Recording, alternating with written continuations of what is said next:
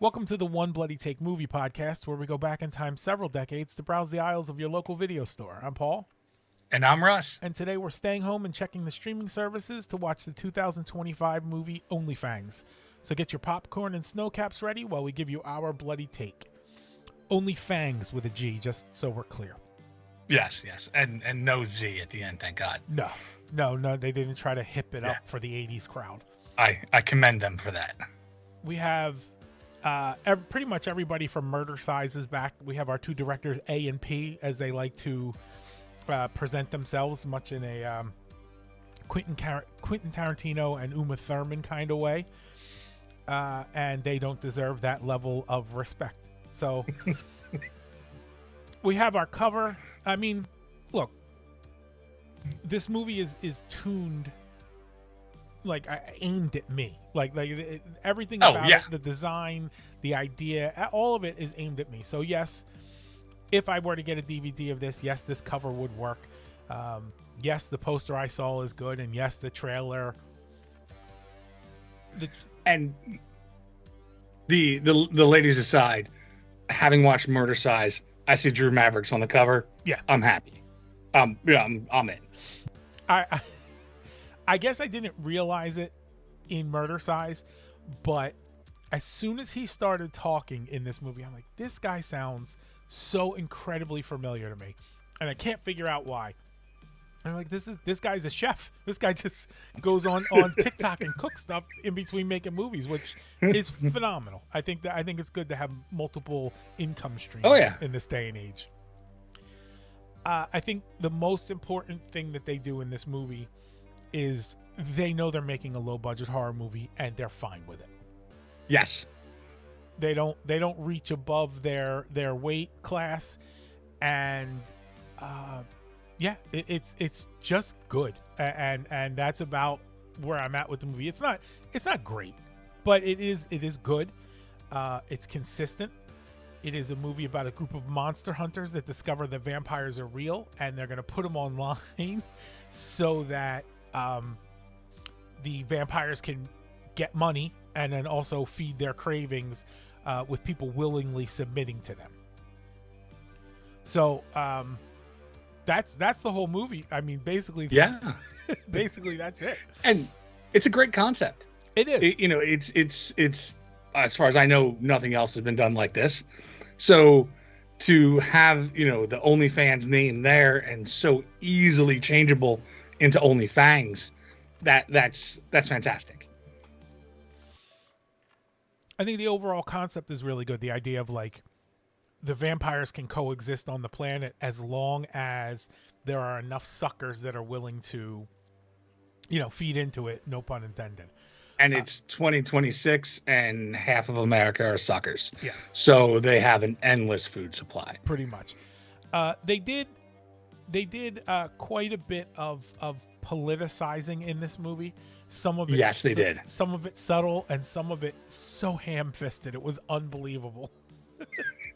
They're clearly on the more liberal, democratic side of things, and they definitely want you to know that.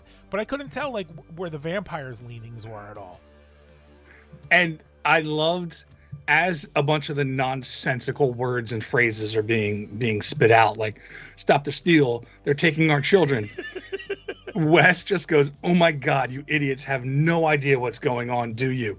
And that line's great because it's applicable for the scene and what they're actually talking about, right, but also the bigger picture and what people live every single day in this country. So, yeah, like, oh my God, you idiots have no idea what's going on, but you're doing all the talking. Yeah, it was... So much of it was crafted as a commentary about COVID and about, all the dominoes that have fallen since 2016 and then 2024. And like I said, some of it was subtle, but some of it was just like too ham-fisted. It almost took me out of it a little bit. There's a category, I don't even know what to call it, but this type of movie has a different feel to it.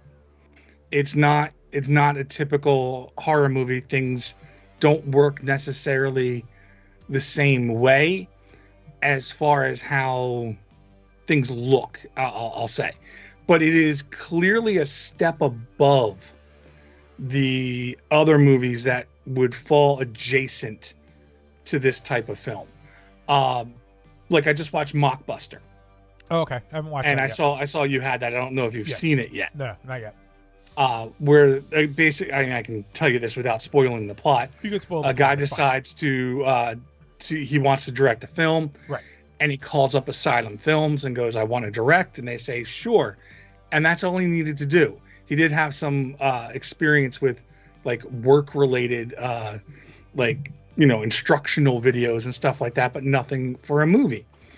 And something I always struggle with, and we wind up talking about a lot, it's kind of like how did they put that in front of the camera? Didn't anyone raise their hand and say that doesn't make sense, that's wrong, right, that doesn't look right? And there was a conversation in that movie that made it all make sense for me, where they said, I think we're supposed to be shooting in a few weeks. Now, with that said, we don't have a script at the moment, although I think a script is incoming in about a week, which means nobody has time to do anything. And these movies, and it doesn't necessarily mean it's, not going to be a good movie, but most of this type of movie, I don't know how long this one took, right? But it's usually a week. They don't have a lot of time. So it made me look at things differently, because Asylum's goal is to just make money, and they're going to make money by making a movie. The movie doesn't have to be good. It just has to sell for more than it costs, and they've already sold it before they've shot it. So, and then use some of the profits of that one to go into the next one. And yes, you could make a movie with tons of special effects that look realistic. You could get a bunch of people, and not this, the people in this act appropriately for the movie they're in. So it's not a commentary on their job. Yeah. But other movies, it is. And it just kind of makes sense and gave me a different perspective.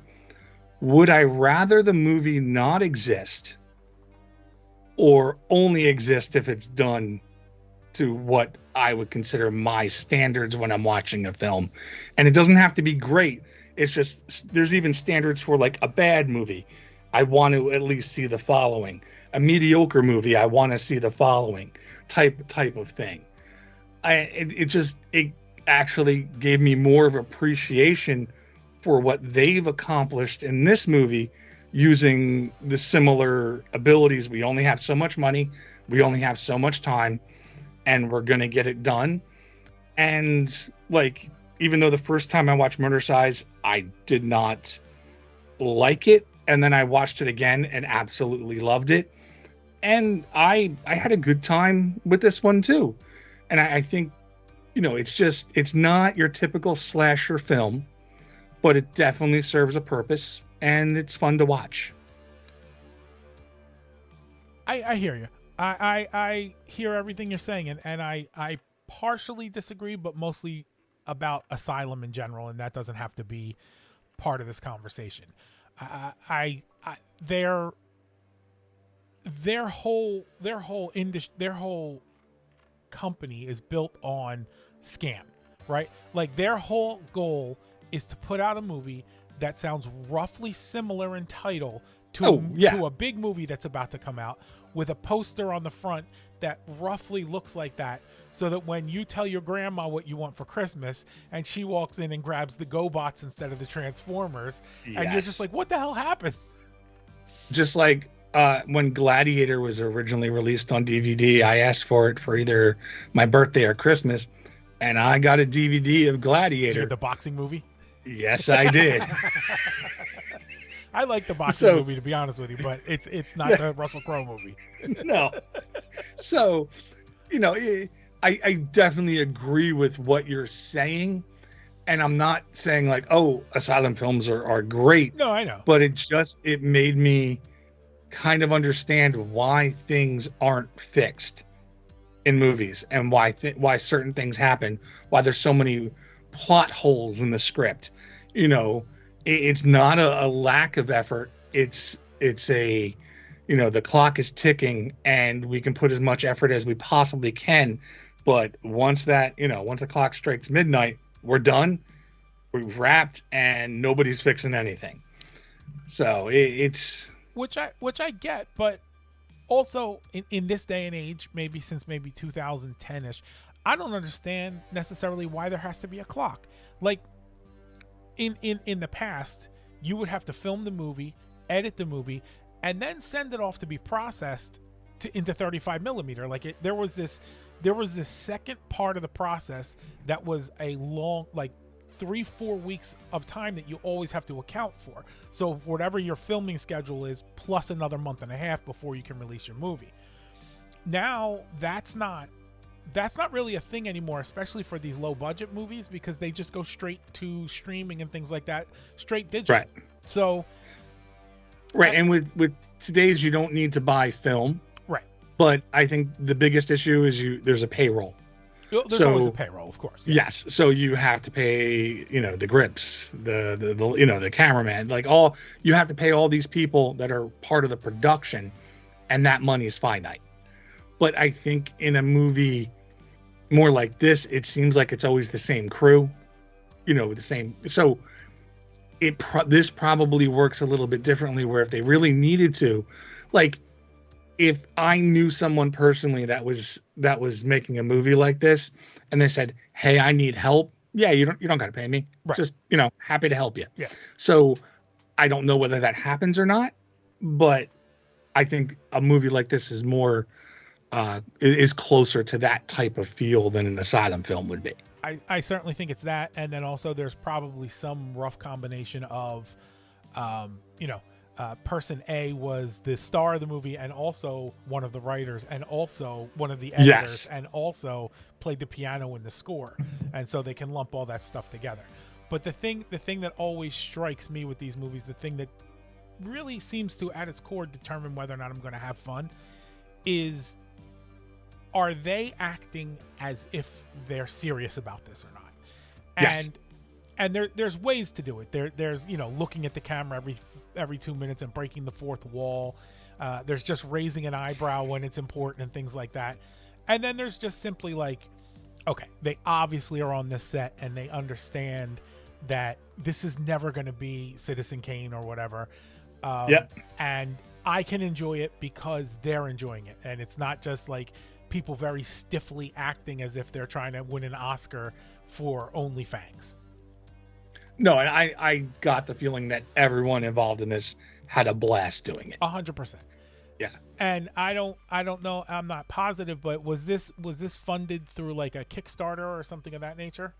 Well, I remember when we first watched Murder Size and then checking the cast, and there's a slight hyperbole, but not really.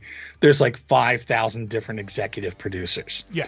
So, and I didn't look into it because I'm almost positive all those segments that we get showing the talking heads and everything like that, they're all people that paid to do this, would be my guess. So you can pledge just to, help out, or you can pledge and get a spot. Would be my guess here. So I really, even if I didn't enjoy the movie, I love the concept of that, where if you're a fan, you can just help out, and then they give you a little something back in return. Yeah. I love just the idea of being able to do that. Yeah, and that's what led me to believe that's how this movie was funded. Was, yes, first of all, the 9,000 producers on the movie, and then the edited in video bits, which also were kind of hilarious in the way that I don't know what instructions they were given, if any, to before creating these video segments that they created. Yeah. But some of them were playing the manosphere conservative angle perfectly, And some of them were just like, this is our podcast, and we put a camera in the corner, and here's a little bit of our podcast. And it all came off really well. Like, everything about this movie is reasonably well thought out, reasonably well acted, reasonably well executed. You know, and for a movie that I had to watch on a streaming service, not that I had to, but I think the most terrifying thing about this movie, to me, the thing that scared me the most was because I watched it on Zumo, I had to watch commercials, and that was not something I was looking forward to. The commercials. I don't even know what that is. So what they do apparently is they stop showing you the movie for a little bit, and they show you a picture of food. And I guess the idea is you're supposed to go buy that food and then come back and watch more of the movie. Oh, okay. Yeah. The commercials when I was like when I was trying to watch the original V series for the past 2 days on Tubi, and the commercial comes up and just crashes the entire show. The entire V series is on the server. Oh, it's I did not know that. Even the I thought I looked. Even the weekly TV show that came out afterwards. All of it. Yeah, so I didn't even get to experience a commercial. You tried, and they wouldn't let you. I want to buy something. I don't know what I should buy, and I'm waiting for them to tell me. I have food money. I just need to know where my food money goes. I think I watched this on Fossum. It was streaming there, if I remember correctly. That's where I got it. Yeah, I think that's right too.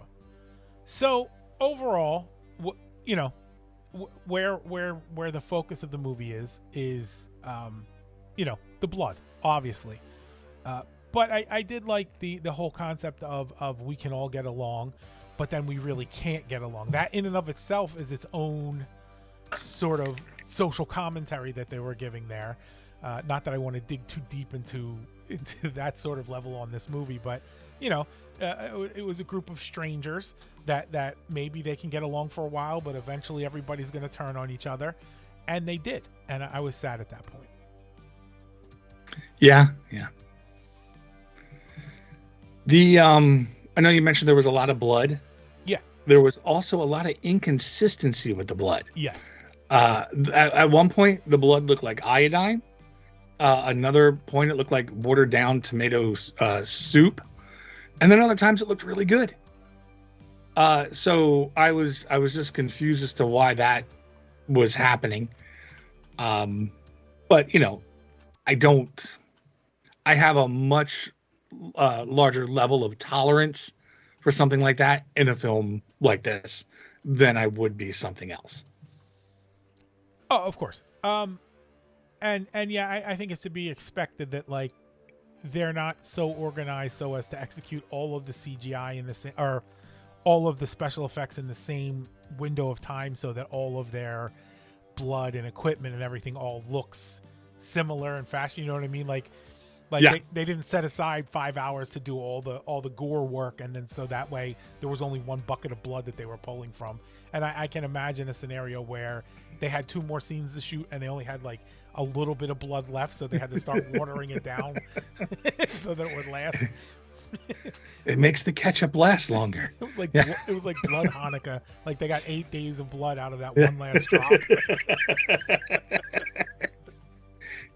The issues with the blood aside on some things, I think they did a really good job of the practical effects after what happened. So while we didn't get to see a lot of the actual attack or the puncture or the rip, what we saw afterwards, I think they did pretty good as the movie went.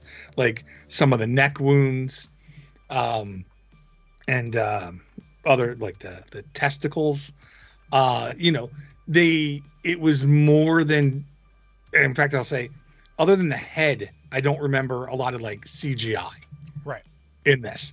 And I will take practical over CGI any day if it's in a lower budget movie. So I commend them for not going that route and just having those blood splatters on the screen and things like that I don't care for. Thought, you know, they did the best they could with the effects probably given the abilities that they have or the money that they had. Oh, 100% on their abilities here. And come to think of it, I think that was a very smart approach. Was, you know, we're not going to be able to show you the attack. We don't have the budget for it. We don't have the budget to make the attack look good. So let's focus on showing you the aftermath, because everything is stationary at that point. So it's much easier, you know, showing you a knife slicing through a throat is going to be something that's way trickier than just showing the sliced throat at the end. So there's a lot of the attack itself is an insinuation, and then the video footage is the end result of that. And I thought that was really smart. Yeah, I agree. And right from the start, I felt like I was part of their target audience when the girls are walking in front of an abandoned Toys R Us. And it's like, you know, you got me. I don't care. I don't care what happens next in the movie. Yeah, I'm happy. I'm in. Bunch of half naked asses and a Toys R Us, and we're good. And that's it. That's it. 5 stars. Yeah. The Toys R Us was excellent. Mm-hmm. With that said, in that part, did you understand that Harvey was in the trunk, or am I just the stupid one? I thought they were like moving, so it was like a Spaceball scenario where, you know, they have all their belongings in a giant crate and they're lugging it along. I will say this, and it will answer your question. I in no way expected Harvey to show up again at the end of the movie. Like there was nothing that made me really think that he was going to come back, especially the way that he did. But I figured they had been done with him, and this was them trying to reorganize and move on. In fact, I initially wrote him down as a death, and then I went, no, I'm going to wait. So at first I thought that, but then I did think that he's got to come back in some way, shape, or form. But I didn't expect them to be dragging his carcass along with them for the trip. Yeah. So yeah, that's. So no, yeah. I did not consider that. Yeah, I didn't consider that. No, and even now that you're telling me that, I'm trying to remember actually even paying attention to the trunk at that point. But it was part of the luggage they were dragging along and stuff. One detail with the luggage is that all the girls were taking turns dragging it. So I think, unless that was by accident, I think that was very smart, because it's telling us they're all a team. Of course. Like there's a team of vampires. Yes. But you know, sometimes with Harvey wouldn't be doing that. Right. He'd have them do it. Right. So like nobody is beneath anyone here. They're all the same. Where do you want to go with this? Like we can continue to sing their praises for the rest of the night if you'd like. Yeah. Pretty much it's just the thing that we really haven't talked about is the Monster Hunters, which is Wes, Gwen, and their friend Quentin. Wes and Gwen are brother and sister. Their mother is Amber Lynn. She makes another appearance in this movie. Hilarious appearance. So Wes stumbles across what he thinks is a vampire in the park, and he tries to take video of it, but you know, it's so blurry. He's showing everyone they can't see it.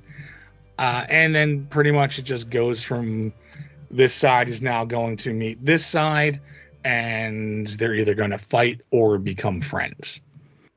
Right. There was no third option. There was no just, you know, part ways and be good about it. Yeah.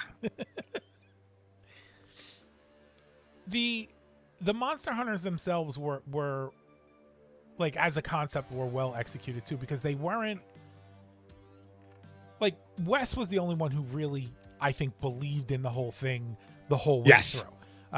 Everybody else was just kind of like playing along, and I don't know if it was because they were placating Wes or because they were just having fun pretending that vampires existed until they found out that vampires existed.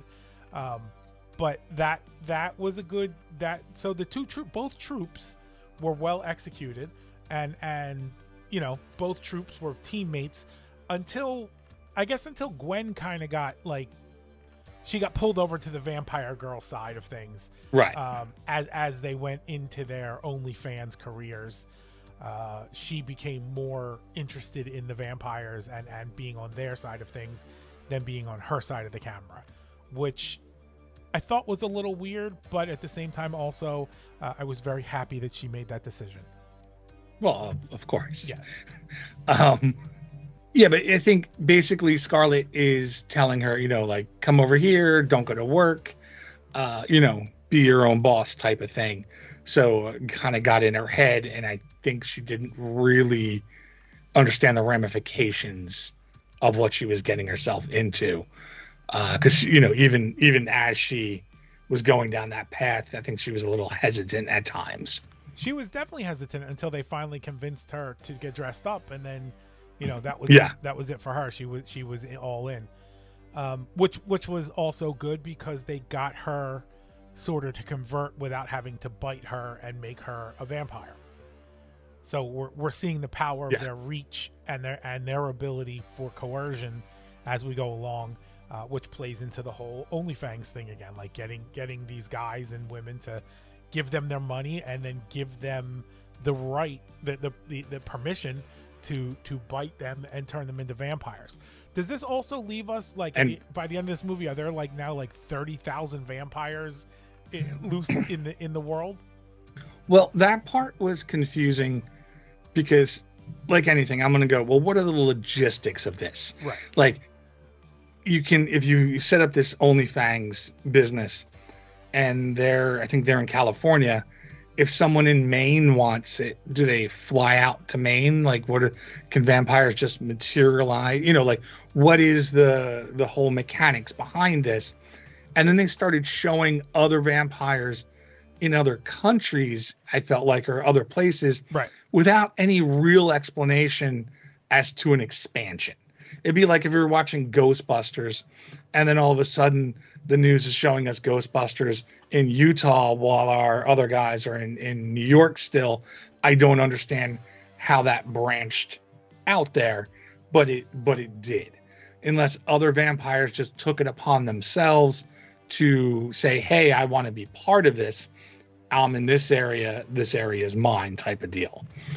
But yeah, it seems like the business should only source locally to be able to do what they do without having to fly all over the country and world.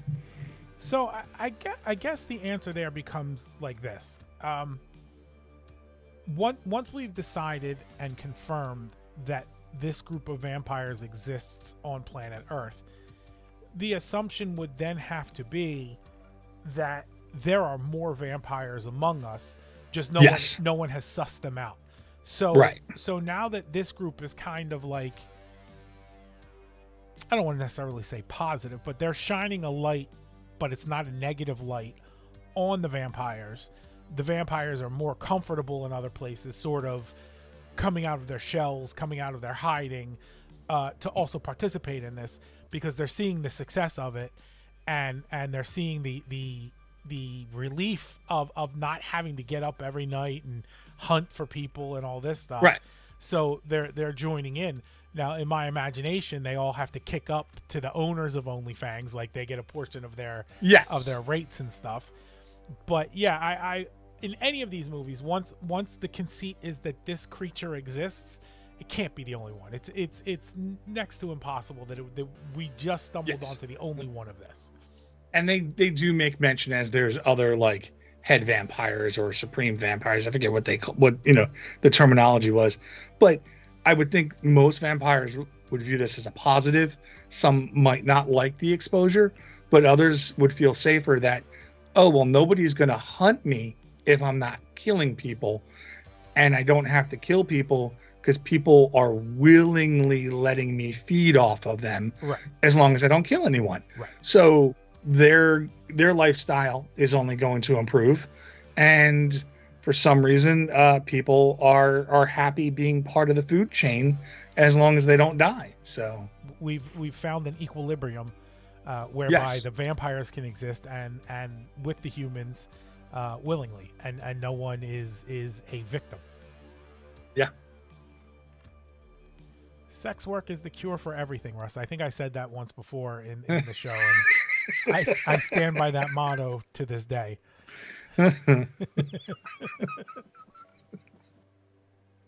Makes sense. Yeah.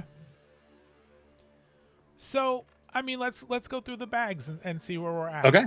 So the movie starts out 100 years ago, and we meet our first two vampires, Neve and Scarlet, and they're being chased clearly, and it turns out they're being chased by Harvey, and Harvey is the cool, in charge,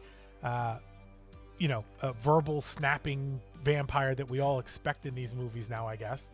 I wrote sassy Jeff Bezos. Yeah, that's good. That's good. That or thin Jeffrey Ross, one of the two works very well. That. And what we find out is that he's upset because Neve is kind of trying to, I guess, create her own coven, and she's trying to bring Scarlet along with her, and he likes Scarlet, and he wants Scarlet to stay with him.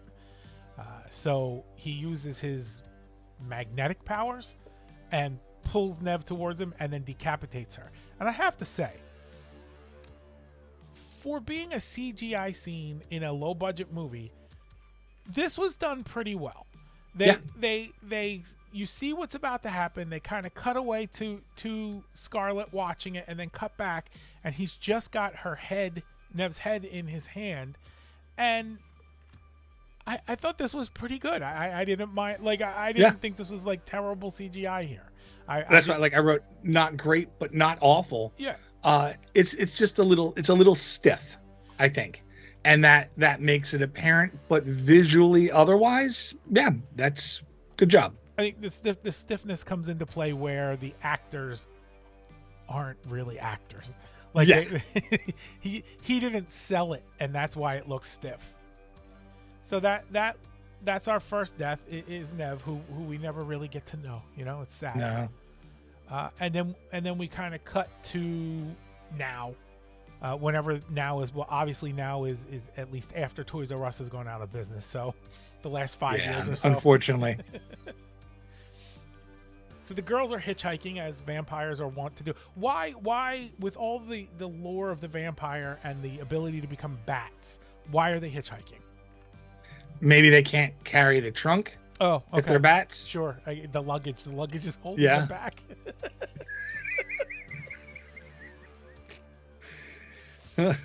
I'd love to fly out of here, but my carry-on weighs more than 31 pounds, so I don't know what we're going to do. Just get a freight forwarder.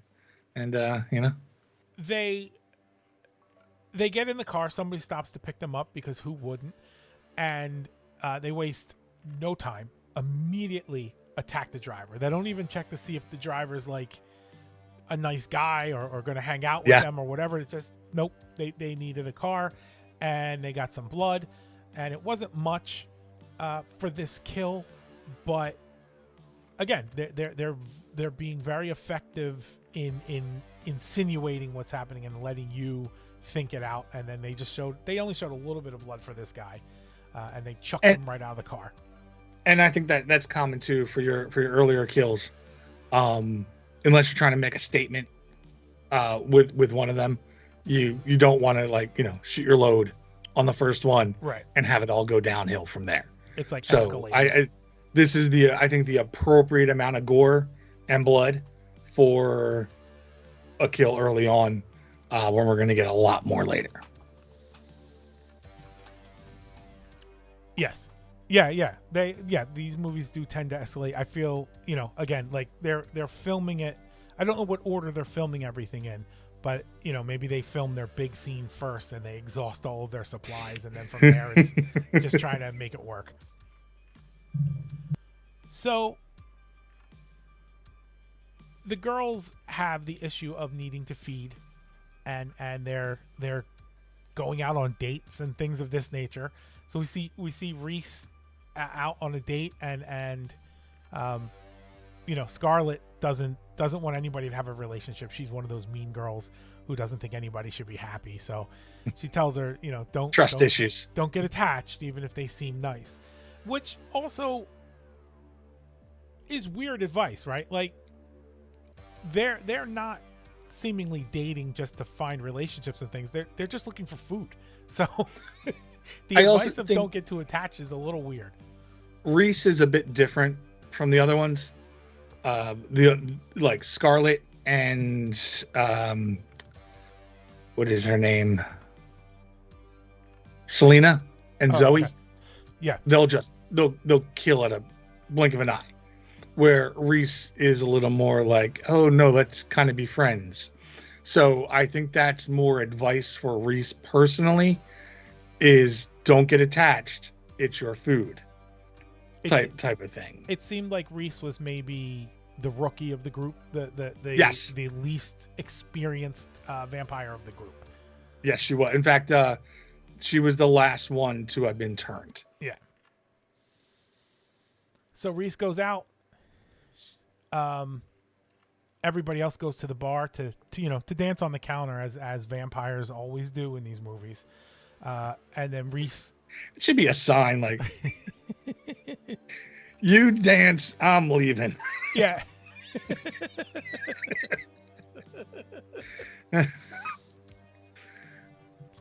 So we go on and we're watching through Reese's date, and Reese's date threatens to kill her, which is very fortuitous since she was planning to kill him too. Yeah. So everybody's got a mutual understanding of what's about to happen. And then all of a sudden, I guess the channel changed on my TV or something of that nature. But all of a sudden I was watching From Dusk Till Dawn as this giant bar fight with vampires broke out. And it was entertaining, and I watched that for a little while, and then I tuned back into the movie, and there's 3 dead guys at the bar. Yeah. And the guy was a little creepy. Yeah. I think that's so it's easier for Reese to kill him. And I know we've talked about this, especially like in sitcoms where lines are fed so another line can be said. And I usually do not care for that stuff. But here I think it worked very well. He tells Reese he's going to kill her. And she goes, you're too late. I'm already dead. Right. So, like, yeah, perfect. Like, I thought that was great. Yeah, and again, it's well placed because now you're giving Reese, you're like giving her permission, right? Like yeah. We start out and it's like maybe she's timid, maybe she's falling in love, whatever it might be, and now you're explicitly giving her permission to kill this guy because now it's either her or him. Yes. And so she chooses her, which I think is a wise choice. And it gets us to continue to root for the vampires. Right. And this is when the monster hunters, the monster boys, right? The monster boys? Yeah. They I think so. They see Reese feeding. They see Reese feeding. And, they're surprised to see it. And then they kind of just watch for a little bit. And then Reese goes and tells everybody else that that she was seen. That she was seen yes. feeding. And it was just Wes was the only one that saw it. Right. The others were there but didn't see it. So right. It's harder to accept Wes's story when it's just him. And then the blur, and then all he's got is blurry video. So now we're in a whole Bigfoot situation. So we're moving on, and now we got Wes. Now Wes knows Wes knew what he saw. Like Wes didn't have to be convinced. Yes. Like the video's blurry, so he can't convince others, but he knows what he saw. So we have Eli is outside the theater, and Zoe is there, and then Eli goes up to her to kind of talk to her, and she makes a comment about his balls, and he says that they're large, and she asks to see them, and we get a dick biting scene, which I don't think we need in this kind of movie. I think it's classless, and I it's inappropriate, and it's not necessary. There's only a few things in these movies that like I can physically feel while it's happening on the screen, and this is one of them, and it's not appreciated, girls. It's not appreciated. And Eli's part of the gang that kind of hangs out with Wes and everyone else, and for the most part, they all seem like dicks. Yeah. So again, we're still on the girls' side here. Like their comments to the girls when they came into the theater that they were in, and his continued behavior outside of the theater. I mean, these aren't, punishable by death offenses, but in a movie, when we're going to pick a side as to are we rooting for the villain or the person they're chasing, we're rooting for the villain still. Are they really villains? Or well, I mean, like the monster. Yeah, maybe the word villain is too harsh. We're rooting for the killer in this case. Yeah, they do. They keep. It's another subliminal storyline is that women are powerful and men are assholes. Like that constantly shows up in little subtle ways and in dick biting ways as well. So the girls are full, I guess, because they feasted at the bar, and then they picked up some extra meat along the way. Rocky Mountain oysters. Yeah. So now I guess obviously it's time to go to the McHenry Bowl, and Joel and Ethan are already there bowling. So they go up to the girls and they sort of like insinuate that Wes was encouraged to film them, or they let Wes film them, that they made a deal with him. Well, the deal was Wes came up with the Onlyfangs idea. Right. So at this point, Wes is the one that's running with that, and they're trying to cut in on that. Yeah, because, that's how that works. Yes. So Joel and Ethan come in and they want to sort of steal the deal away from Wes. So they're gonna pay him. They're not gonna pay him more. They're gonna charge them less. There we go. They're gonna charge them less than Wes was gonna charge them. They're gonna undercut his fees. And they think that Wes is a little bit of a weirdo because he believes in monsters, which they're going to believe real soon. Yeah, because the girls show their fangs and the guys take off. And so Zoe grabs Ethan and throws him down the alley into the pins because, like, that's like a given. Like, once the bowling alley is there, somebody has to become a human strike. And then she gets on top of him and feasts on him. And Scarlett and Selena get Joel and finish off Joel.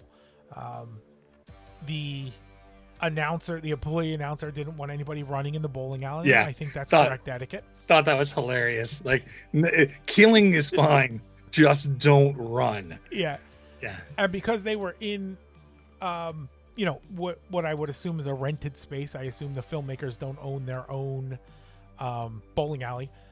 There was not much blood in the killing on the bowling alleys because I guess they didn't want to bother with cleaning up or be concerned that they couldn't get the blood off of the alley for the bowlers coming in later. Yeah, especially on the lanes, because that's gonna into a bowling alley, and there's just like a puddle of blood down, past the second set of arrows. It's just that'll happen here. A couple vampires ate a guy, but we cleaned it up and we re-waxed. So you go ahead. Everything's fine now. You're good to bowl. Yep. You're wearing a cross. You should be good. In the meantime, we're collecting new members for the group. We get Ronnie. She's skating around and kills the janitor in a school that she's skating around in. We meet Eva. She's at the amusement park, and there's a guy on the merry-go-round, because of course. And Eva walks towards him and bites him and kills him. And then we meet Zara, and Zara already is familiar with live streaming, and she does the work. I knew where it was going the whole time, but just in execution, she says she ordered Korean, and it's really hard to get it out of his packaging. And then what it is she's got a Korean guy tied up in front of her, and she just stabs him, like brutally stabs. Yeah, really, that might have been the messiest kill. It was definitely the messiest kill up to this point, but that might have been the messiest kill in the whole movie. And I think that was the most like practical violence that we saw.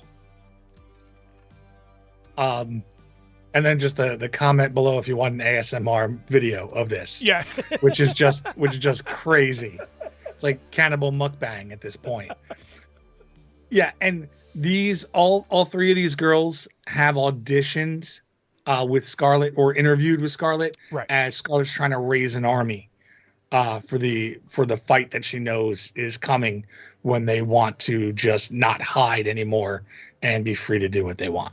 Yeah, which, again, it seems like a weird logistical decision on her part. Like, this thing is working. This system is working very well for them. I don't know why she wants to decide to sort of rise above it and conquer. Well, I'm gonna hold off my discussion on Okay. that until the end with Good. changes, because that is where the movie is the most inconsistent throughout, Okay. as far as Scarlett's desire to either build an army or stay secluded. Okay. So we get around to getting ready to film another video, and there's Quentin and then three other guys, and the girls are dancing. And Zoe goes to kill one of them, but like it seems weird, like it seems off to her, right? It's off the way that it happens. And then they go in for the kill and finish him off. And then there's another guy who gets his throat ripped out, and that was a great kill also. That was a great kill, the throat getting ripped out. And the girls start just like snacking on them. And then Selena grabs another guy and bites the back of his head and then kind of like peels him like an apple a little bit. I thought that was pretty decent. Yeah. That guy, they didn't kill him though. They waited for Gwen so that Gwen could feed off of him. And then they're cheering for her, encouraging her because she's kind of like hesitant to all of this. Right. I think this is what's going to officially turn her or start the process. Right. And then as Gwen starts to feed, this is when Leslie barges in with Wes and the Congresswoman. And I wasn't too clear as to why Wes got the Congresswoman or was teamed up with the Congresswoman. Like, I didn't think it was inconsistent with the way he was behaving in other parts of the movie.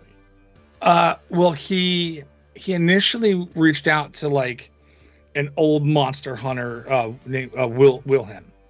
And that guy somehow got involved with either Lindsay or the Congresswoman. And then Lindsay's like Lindsay would have went down to a pizza place and demanded to see where the children are being kept. Yeah. So like that is his role in this movie. He believes every conspiracy, and the Congresswoman, we don't know. You got the feeling from the start she wasn't on the up and up with who she said she was, but here she uses her powers to make Wes tell her where the girls are hiding. So the Congresswoman has an interest in finding these girls, and Wes was brought to her, I believe, by Lindsay.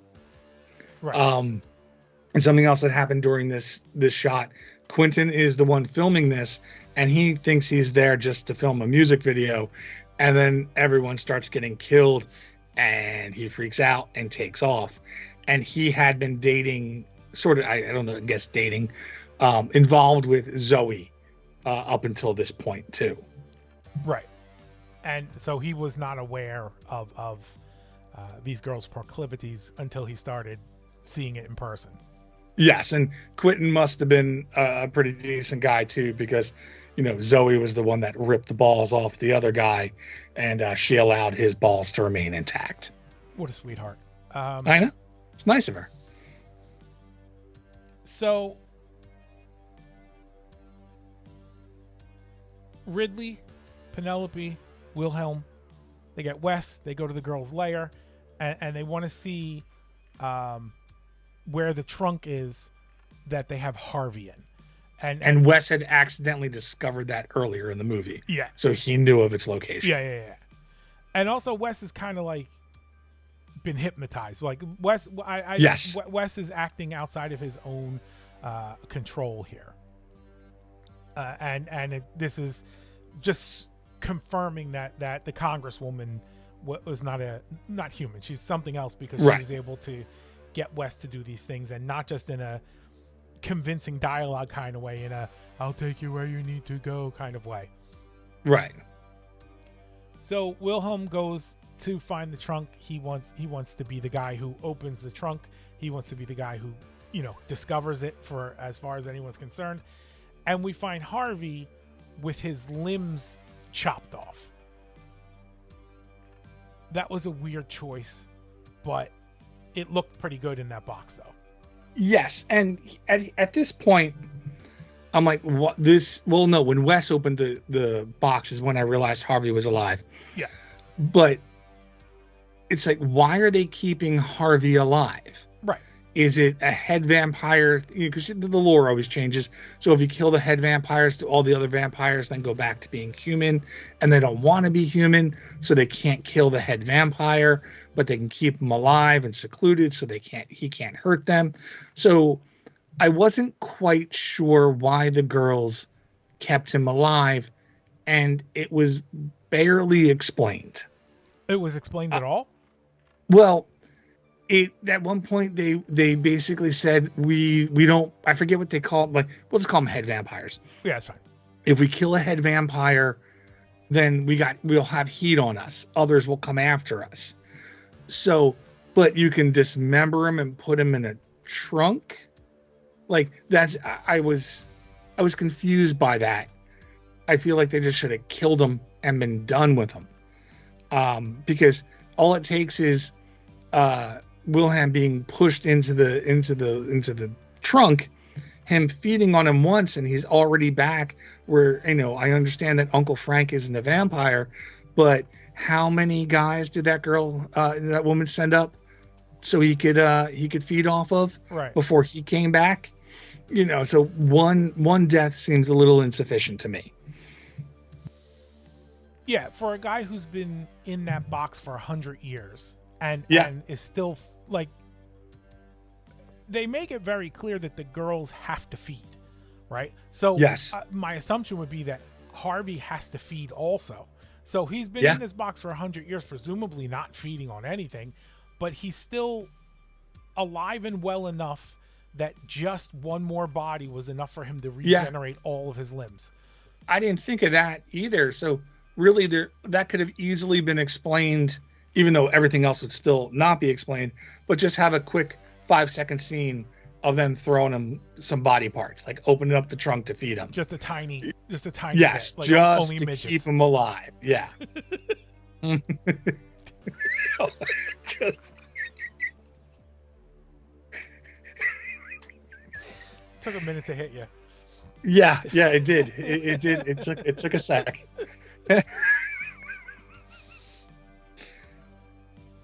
So now Harvey's back. So now we have a new problem, which is the old problem from the beginning of the movie. And Harvey is less than happy that the girls have screwed him over. And Scarlet has turned all of these girls and says that these girls are not my kin, so to hell with all of them. Yeah. So he reaches and he kills Zara by ripping her heart out, and that was a decent scene. Yes. Again, I'm not so clear. Like, I get that they said, like, we can't kill him because I guess in my mind, like, the spidey senses, the other head vampires' spidey senses will go off and no, something's wrong, we need to investigate, and they'll go after the girls. But why? But we don't have enough lore to really know why. Yeah. So we don't need to dive too deep in. It took them 100 years just to figure this out. Right. Yeah. So and the great thing about being able to feed and get your limbs back too is it puts all your clothes back together. Yes. Well, yeah. I mean, listen, if it works for the Hulk, it works for everyone as you regenerate. Well, when what's his name was pushed into the box, he was dressed, so he could have just taken some of the material from that too. Yeah. Or he has a tailor on retainer.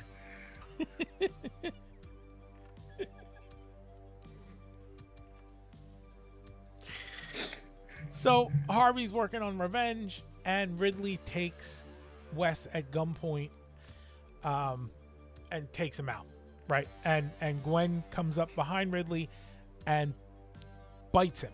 So now we know Gwen is full on, vampire. Like if we weren't sure Right. before, because it was a very slow conversion for her, but now it's fully done, and she takes a chunk out of Ridley's neck and lets him bleed out, which I didn't like Ridley anyway, so that's fine. No, and I thought that was a pretty decent practical effect of the wound on his neck as well, with the blood coming out. Yeah, that wasn't too bad for being an actual like live wound kind of Yeah. thing.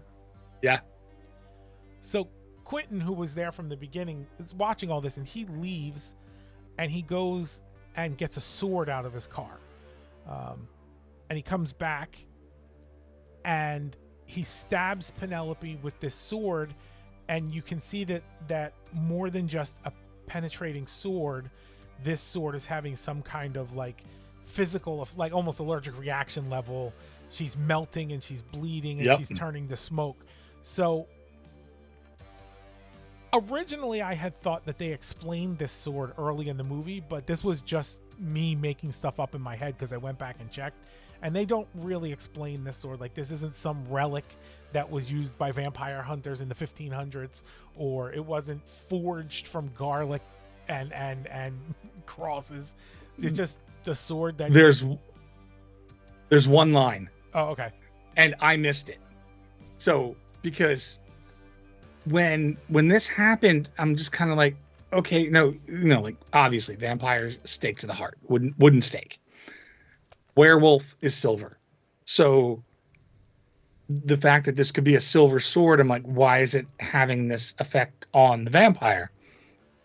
So there's a scene where Wes takes it off the wall and he says something like, "This is my Lord of Fire sword. Right. It was blessed by a priest." And then either Quentin or Gwen says, yeah, and he was dressed like an elf to disarm us into thinking that it doesn't matter. Right. But it's such a quick line. Like, I missed it. You missed it. Yeah. And then it makes no sense when this happens. So that had to be a bigger production when talking about the sword, and it wasn't, because this then becomes extremely confusing. Yeah. And then it gets worse, because now the monster hunters are fighting against Harvey to try to protect the remaining girls. And Wes has the sword, and he swings it at Harvey, who reaches out to grab it, and it burns Harvey's skin, and then Wes stabs him, and Harvey melts away. In my mind, to the whole discussion earlier, it feels like right before this scene was shot, they were like, you know what? We have 12 minutes left on the set, so we have to end this thing right now. And they just like, it felt like a cop-out. Like this most powerful monster that no one's allowed to kill, otherwise other monsters will swoop in and destroy you for having destroyed their friend. And then just one magic sword and Harvey grabbing it with his hand, and the movie's over. And it was just like, yeah, I almost think like you have to trick him into picking up the sword. you got to do something, or catch him from behind when he doesn't see it coming. Like, not just him actively, after he saw Penelope melt away, actively grabbing the sword, and then that's it, was kind of like, we were always going to kill Harvey, and it was always going to be with the sword. You could have done so many different things in this little window that could have also been quick. The sword could have been, he could have fallen and landed on the sword. The sword could have fallen from the rafters and hit it. Like, so many different ways than just, I'm going to block this sword with my hand and then melt away and die. Wes stabs him again, but once his hand started melting, that was it for him anyway. But it does bring us to the conclusion of the movie. And my assumption is we carry on with the Onlyfangs at this point and continue the business, but we have no idea what's going to happen here because now Harvey's dead and they have insinuated that this is going to tick off some sort of civil war of sorts where other vampire CEOs are going to come into town and have a problem with what happened. Right. And Wes and Reese pair off, and Zoe and Quentin pair off, and Gwen stays behind with them. Right. Selena, Scarlett, and then the two new recruits go out to conquer the world or whatever their plans are. Yeah. And that's how it wraps up. Just loose enough to make room for sequels, but just clean enough that they're not desperately necessary. Right. We have closure. Yeah. If we don't see anything again, we don't see anything again. Right. But they've set it up to be able to make a sequel. Right. If they wanted to. Yeah. So that's Onlyfangs. So we could do the survivor kill, but this is now businesses. So how do you survive? Who's the killer? Who's the killer? Harvey? Well, if you're the killer, maybe I can go to the other question first. If you are the killer, do you want to do anything differently? You just kill Harvey. Yeah. Just kill Harvey. Yep. Get it done and over with. And then if you fear repercussions from that, start raising your army right away. Don't waste any time. Right. Just start building that army. So when people come to seek their revenge or punish you for your actions, you're ready to go. And then I think that's also how you kind of survive the movie if you're the girls, by killing Harvey. So I think who the killer is and who the survivors are here, it's a little less labely, I think, is the word, if that's a word. Sure. Yeah. Everything's in the gray in this movie. There's no real clear cut. Except Harvey, there's no real clear-cut villains in the movie, and there's no good guys in the movie. Right, because you are rooting for the vampires the whole time. Pretty much, yeah. Other than Harvey and Penelope. Right. Like, so usually if we're trying to, how do you survive, you're looking at the victim standpoint and not the killer, but the vampires also kill. So. Right. So, yeah. I think they needed to give us just a tad bit more about why Harvey has to be alive, and what constitutes alive. Because to me, if he's got to stay alive, but he's going to remain a threat, and I already keep him in this box, why don't I just cast the box in cement and just like bury him basically in a mausoleum, and then not have to worry about him at all until I feel like going and accessing him. I don't know that other people know that he's alive until we accidentally find out he's alive. But also, again, if I'm keeping this this alive body around in a casket, why am I keeping it somewhere that anybody could accidentally stumble onto it? Yeah, just buried under the Meadowlands with Jimmy Hoffa. Yep. And wash your hands. You're done. Yeah. And the wind will keep the field goals out, and so it works for everybody. Did they set out to make the movie they wanted to make? What did they? I think this might be one of the most clearest ones. Yes. Did they make the movie they set out to make? Absolutely made the movie they set out to make. This is possibly the best example of that. Yeah, I think I can't imagine that there's a piece of this that they missed. They might tell you, we wanted this to look better, or we wanted to do this particular thing in a bigger way. But overall, this movie is the movie that they had planned to make, and this is the movie that they made. 100%. Yeah. Would you watch this movie again? I would, but I'd want to watch a different A&P movie first. Do they have a big catalog? I know there's I see Streets of Vengeance, Slasherette Party. Slasherette Party. Yeah. I'm gonna have to look for that one. And there was another one. that I was looking at too. Cinco de Mayo. There we go. Cinema, and as a cinematographer, let's see. That's a music video, short. Let's go with director. There we go.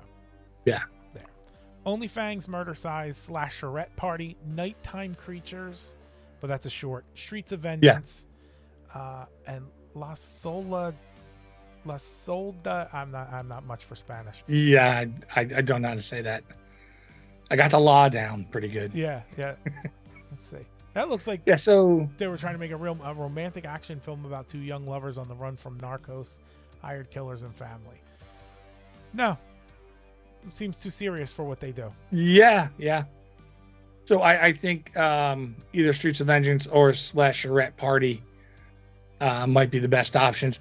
I probably would save Cinco de Mayo for last if that was their first one. Right. Because I think you're more likely to be disappointed. I'm not saying that is the case. I have no idea. But I think I would watch Slasherette Party, Streets of Vengeance, and then Cinco de Mayo in that order. Sounds like a solid plan. Yeah. But yeah, I 100% easily watch this again. Now, if you were going to change this movie at all, what would you do differently to improve the movie?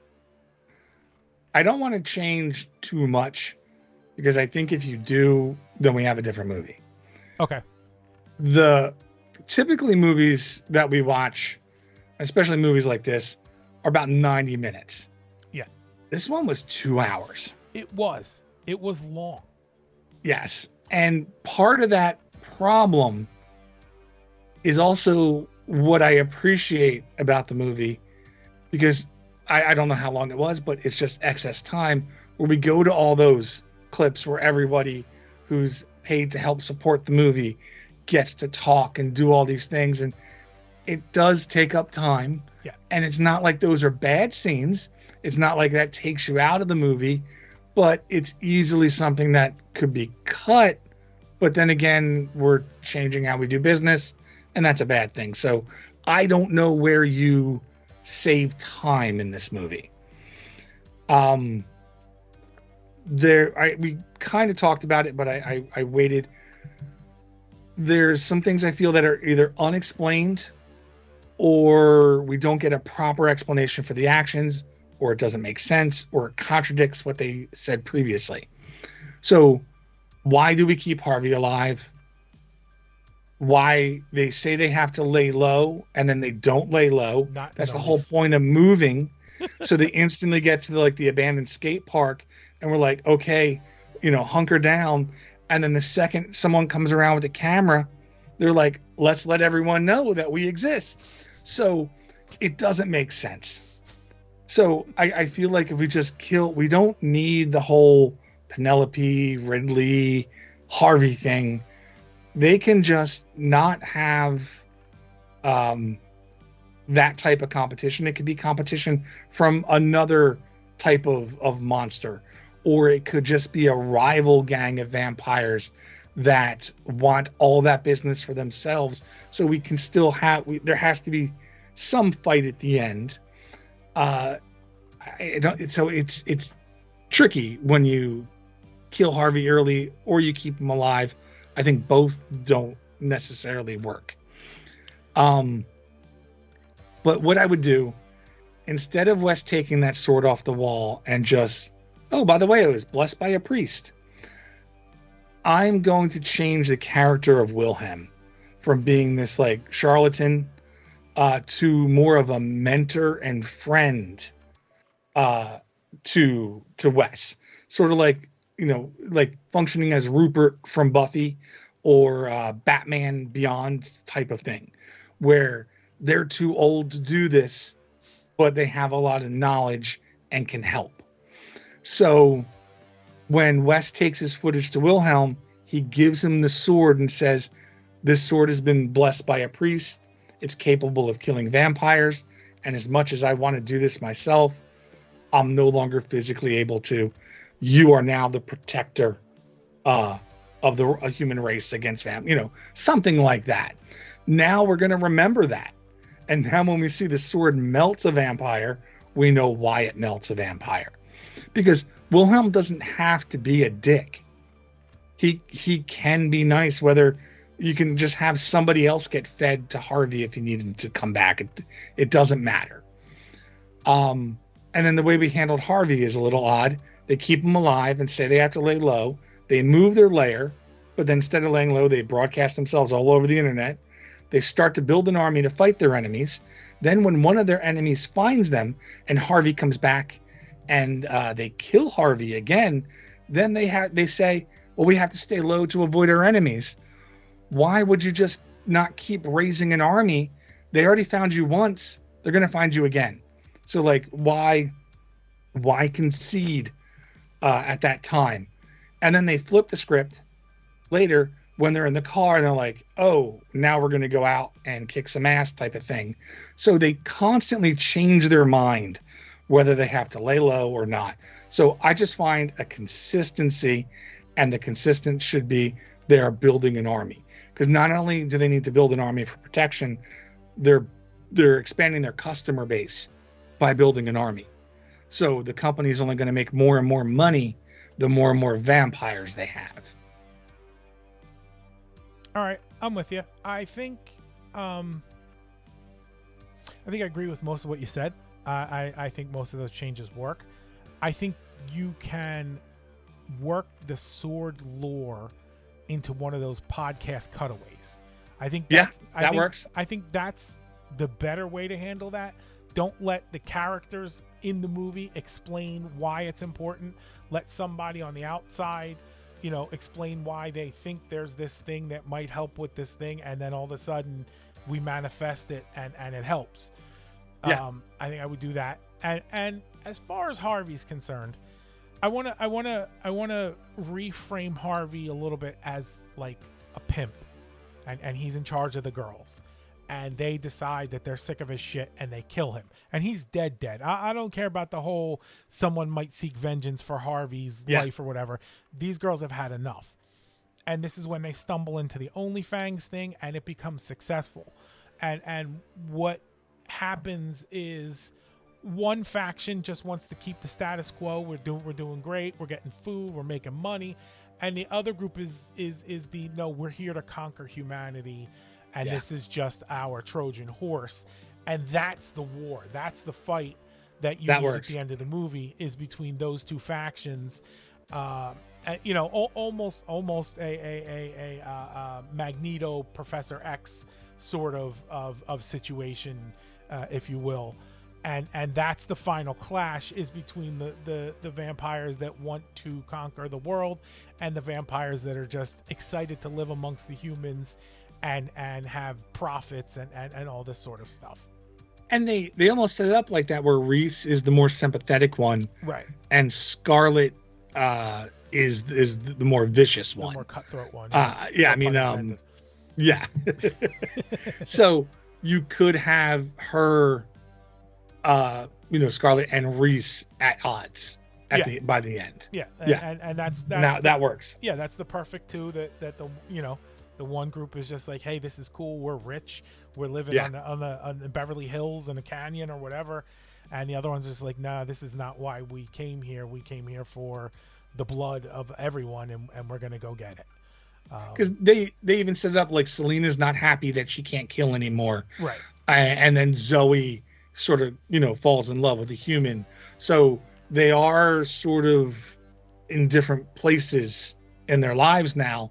So it would make sense that you could have a clash. I like that. Yeah. Well, as it is with the good movies, we always seem to wrap up quicker.